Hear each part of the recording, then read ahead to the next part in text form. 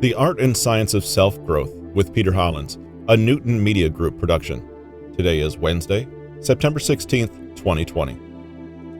Today we're opening a new book for the podcast, Rapid Knowledge Acquisition and Synthesis: How to Quickly Learn, Comprehend, and Apply, and Master New Information and Skills. It's a book about learning how to learn. The entire audiobook is available on Audible at bit.ly/rapid knowledge. That link, as well as others like the episode transcripts, are available in the show notes. So let's get right to today and learn why your obstacles are everyone's obstacles.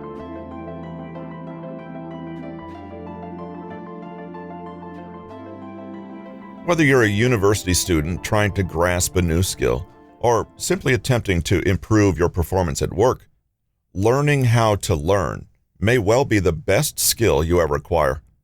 Whatever our chosen area of expertise, we'll always fare better if we pay conscious attention to how we learn, whether that's taking more effective notes, processing new information better, quickly comprehending material, or simply learning to read lightning fast.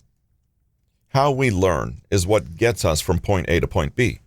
It's the vehicle that we drive, and we can choose to arrive in a rusted jalopy or a smooth and sleek Ferrari.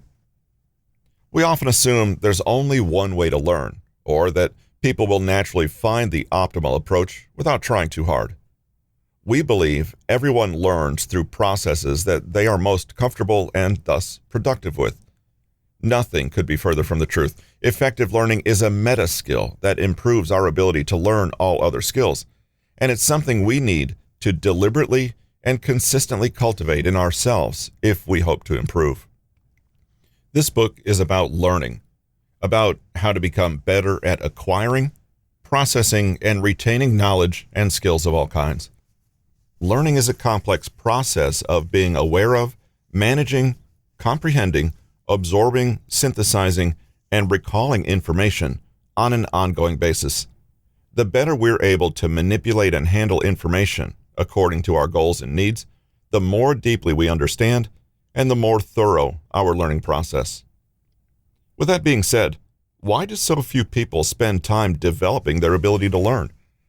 Why is there not more attention paid to learning for its own sake, or to sharpening those abilities that support and enable all our other ones?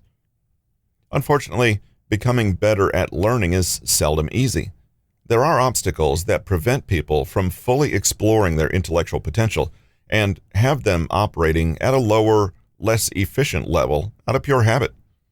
This is why we'll begin this book not with the techniques themselves, but with all the things that ordinarily impede our mastery of them. In removing our own resistance, we'll gain better access to better learning. It's not about smarts. Can you think of any potential obstacles to learning? If you're like most people, you might have listed poor time management, not having great study skills, or simply lacking intelligence. Maybe the kind of environments where you typically try to learn, home, school, etc., haven't been the most conducive to acquiring knowledge. Distractions and negative past experiences, such as bad teachers or boring, one-dimensional school curricula, are all reasons why someone might be turned off by the concept of learning something new. In rare cases, obstacles might be presented by physical disabilities, such as perceptual or memory issues. The truth, however, is that most learning attempts are jeopardized way before you get to the stage of sitting down to learn. In other words, the obstacles that are most likely to derail your effective learning are usually psychological and behavioral, not strategic. This means that improving your methods may have a very limited effect in the first instance if you haven't addressed the deeper barriers that are preventing you from ever getting started with them. Firstly, this is not a matter of laziness or a poor attitude. In fact, many of the mental and psychological obstacles we'll discuss here are simply part of human nature, or are otherwise encouraged and even rewarded in our workplaces, schools, and society in general. Human beings want to learn in many cases because they desire mastery. What is mastery except the ability to control and command something?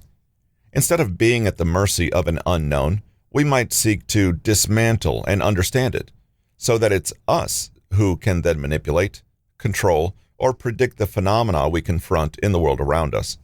But it's this need for control that can actually backfire in the learning process. In our struggle to regain control and to avoid any state of vulnerability or ignorance, we may act in ways that actually limit our perspective and keep us failing harder and for longer. Stemming from this larger unconscious motivation is the need to think of learning as mere problem solving, as something we do to win over our colleagues, over our own weakness, over nature itself. It follows then that we'll be squeamish and intolerant of losing, or what we characterize as losing, and so behave again in ways that actually ensure we lose all the more often. This is often a question of ego, pride, and the avoidance of the nasty feeling of failure. As you may have noticed in other areas of your life, this avoidance of pain can be a quite powerful motivator. Using learning and knowledge acquisition as a means to increase control also encourages us to be as rational as possible, to be infallible, perfect, complete. We'll want things to follow neat, orderly, and linear logic, and be unable to bear uncertainty or ambiguity with any patience or nuance. Again, by doing so, we only close down our field of possibility and force a narrower vision of learning on ourselves. An attitude that approaches learning in this way may work in some contexts for some of the time, but it will never be as good as approaching learning with a truly open, curious mind, one that is receptive, creative, and willing to tolerate the unknown or feelings of incompetence along the road to mastery. One attitude is expansive, open-ended, and curious. The other is fearful, controlling, and narrowing. Both can lead to learning, but one path will be far easier and more successful. Being bad at learning is seldom a question of technique, and more a problem of attitude or perspective. Today, there is a popular model proposed by psychology professor Carol Dweck outlining the difference between a growth mindset and a fixed mindset. This model closely mirrors the fundamental differences in attitude one might bring to learning. A fixed mindset is just that, fixed, static. This is the person who insists that the experience of life come to them in a predictable, unalterable way. This is the person who believes that human abilities are inborn and that you either have or don't have. Creativity, intelligence, or being a fast learner are simply attributes you possess in an unchanging way. A fixed mindset implies a view of the world and yourself that downplays deep and genuine learning. After all, if you are already all that you can be, what more is there to learn? It would be largely impossible beyond a few tiny improvements. You look at other successful people and assume that things were simply easier for them because they were smarter or more talented. This close identification between skill and identity also means that failure is not just failure. It's a damning statement about your worth as a human being. You don't fail, you are a failure. With a fixed mindset, not understanding or knowing something is embarrassing and experienced as a deficit in character, something that should be hidden or denied. Not exactly the right conditions for learning to occur. On the other hand, a growth mindset sees learning in an entirely different light, as something that is dynamic, constantly moving, and always possible to change. With this mindset, we don't see ourselves as saddled with an unchanging set of abilities, but rather as living and developing beings who can grow and improve with effort. Whereas a person with a fixed mindset will give up quickly. Why try when you can't do it immediately and easily? The person with a growth mindset knows that struggling is just part of the process. They expect to feel a little stupid when they begin, and it doesn't stop them. Failure doesn't threaten their identity. They're okay with making mistakes because it doesn't say anything about who they are. It's merely a step in their journey, and they see all learning as a process that necessarily involves a little trial and error. While the person with a fixed mindset will avoid challenge and gravitate to only those areas where they can be assured of winning, A person with a growth mindset isn't scared off by difficult tasks, by the feeling of being a beginner, or by having to try over and over before getting better. Put another way, these two mindsets see learning differently. Fixed as a means of control, growth as a means of satisfying curiosity.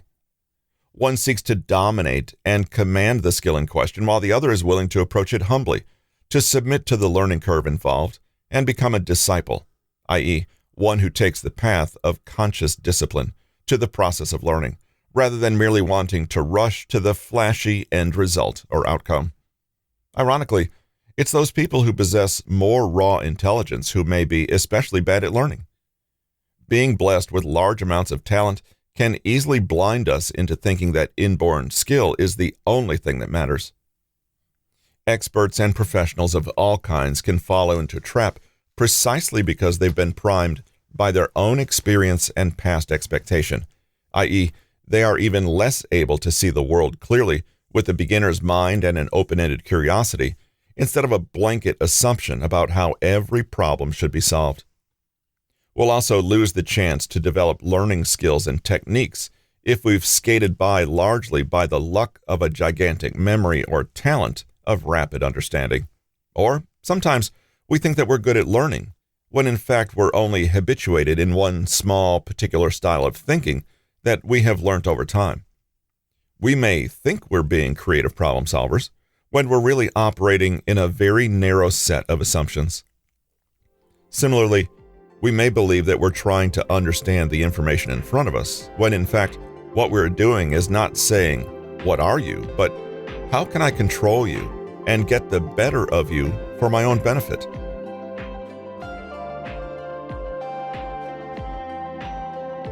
Thanks for joining us again today.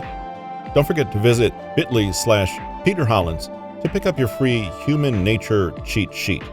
7 surprising psychology studies that will change the way you think. Stay safe and healthy, and we'll see you Friday.